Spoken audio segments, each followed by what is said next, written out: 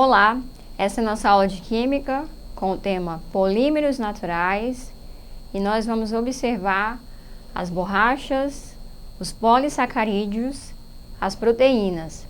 Essa aula é para a terceira série do ensino médio. Eu sou a professora Daniele Nascimento e essa é a nossa 28ª aula de Química.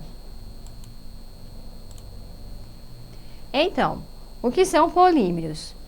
Do grego, como vocês já viram na aula passada, polímero significa muitas partes. E através da junção de várias moléculas que vão formar uma molécula, bem grande, podemos dizer assim.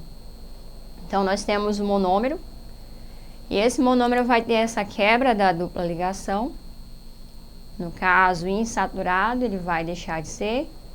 E quando junta várias substâncias iguais a essa, nós temos os polímeros, Então, polietileno, ele deriva dessa quebra da dupla.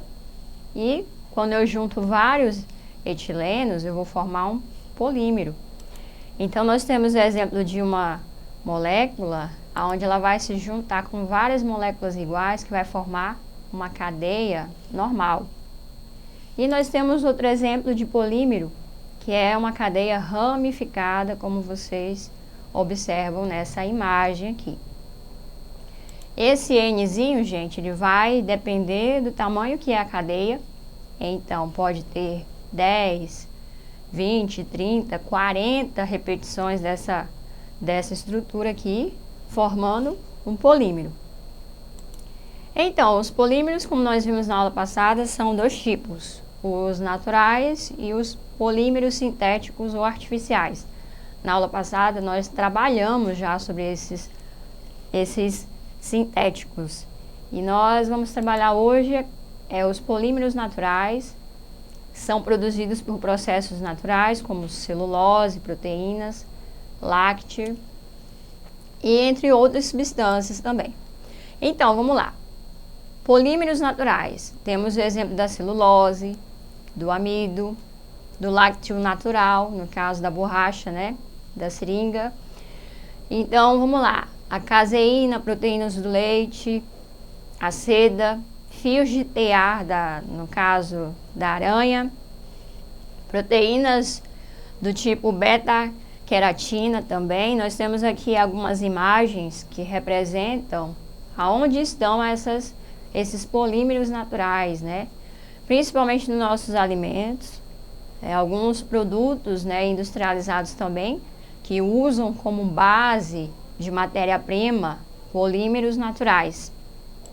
Nós temos aqui o exemplo das principais que nós vamos avaliar hoje, que são a borracha, polissacarídeos, que no caso podemos dizer que estão nos alimentos, e as proteínas, como você pode observar nessa imagem aqui.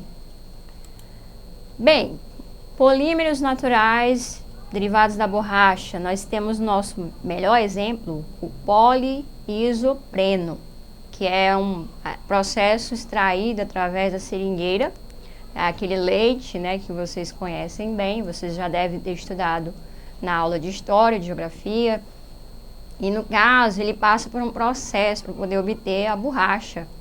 E aqui são reações para a obtenção através de uma pressão e um aquecimento e um catalisador que vai ocasionar na formação desse polímero, Então, para a formação da borracha.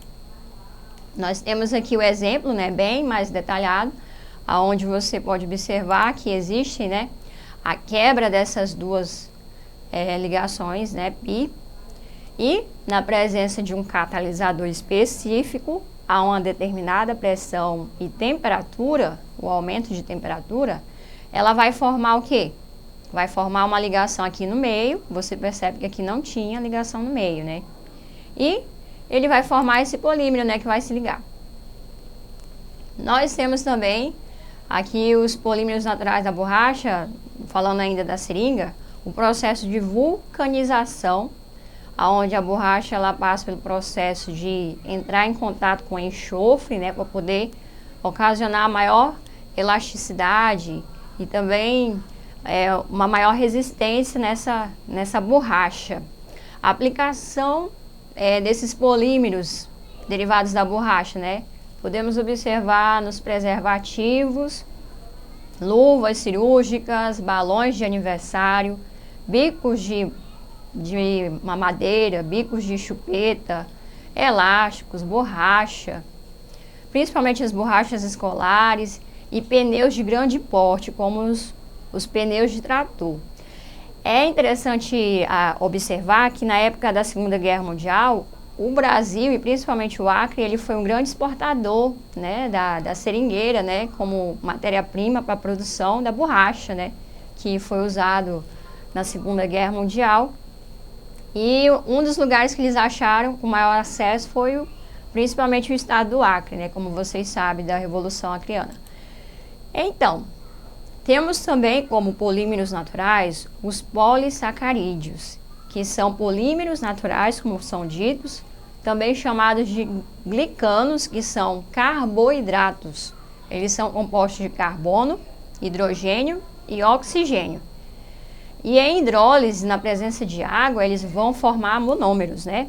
Monossacarídeos, que são reservas de energias essenciais para a nossa vida. Nós temos aqui o exemplo do amido, né, que é um polissacarídeo. Ele vai interagir com a água, ele vai formar a glicose e a celulose, que é outro tipo de polissacarídeo, né, e também ele vai passar por outro processo de reação com a água para formar a glicose de novo. Os polissacarídeos, né, polímeros naturais. Quais são os exemplos que nós temos? Nós temos o amido, o glicogênio e a celulose. Bem, os polímeros nós temos os polissacarídeos, como nós temos exemplo aqui, ó, temos exemplo da glicose não ramificada. E nós temos outro exemplo de glicose ramificada, no caso aí, você vê que ela é bem grande, essa estrutura, né? E nós temos os polissacarídeos principalmente nos alimentos, gente. Então, são ricos, fontes de muita energia no nosso corpo, né? E por conta disso também eles acabam sendo muitas vezes acumulados, dependendo do tipo de carboidrato que é ingerido. Alimentos como farinha, o macarrão, rico em amido, né? Como vocês podem perceber, a junção de monômeros para formar polissacarídeos mais água são fundamentais para a nossa vida.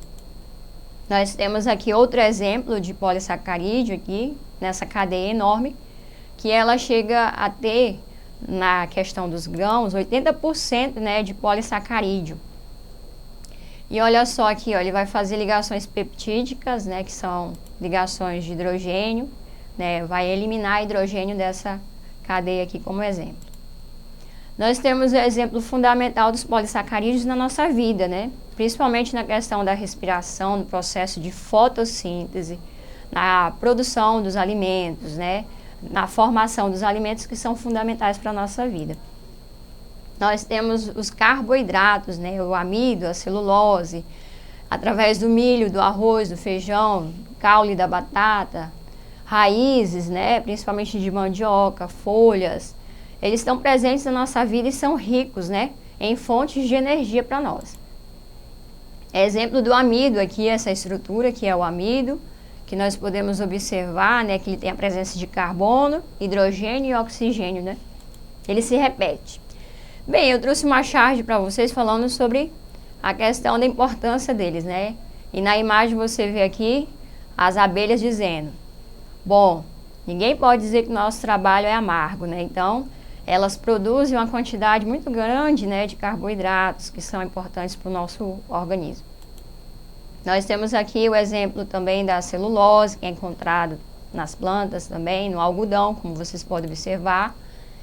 E o glicogênio também, que é observado também no nosso dia a dia, nos animais. Nós temos as proteínas, gente, que são polímeros naturais. Aqui nós temos o exemplo da proteína, que está em lilás aqui. Proteínas são compostos formados pela reação de polimerização, por condensação. É um processo onde você vai observar os aminoácidos, ok? Então, proteínas, né? No caso, ele vai falar primeiro. É a parte mais importante, né, para a existência da vida, também são as proteínas. Elas são encontradas nos animais, como você pode observar. Ela tem uma fonte, né, de enriquecimento, onde também são feitas ligações peptídicas, né, que são ligações de hidrogênio para poder, que vai liberar água e também vai formar essa proteína. Dependendo da quantidade aqui, ela vai formar um polímero, porque vai se repetir, né, essa quantidade dessa fórmula aqui molecular. Exemplo da proteína, nós sabemos, né, que existem os aminoácidos e aqui existem os ácidos carboxílicos, né, que compõem esse aminoácido.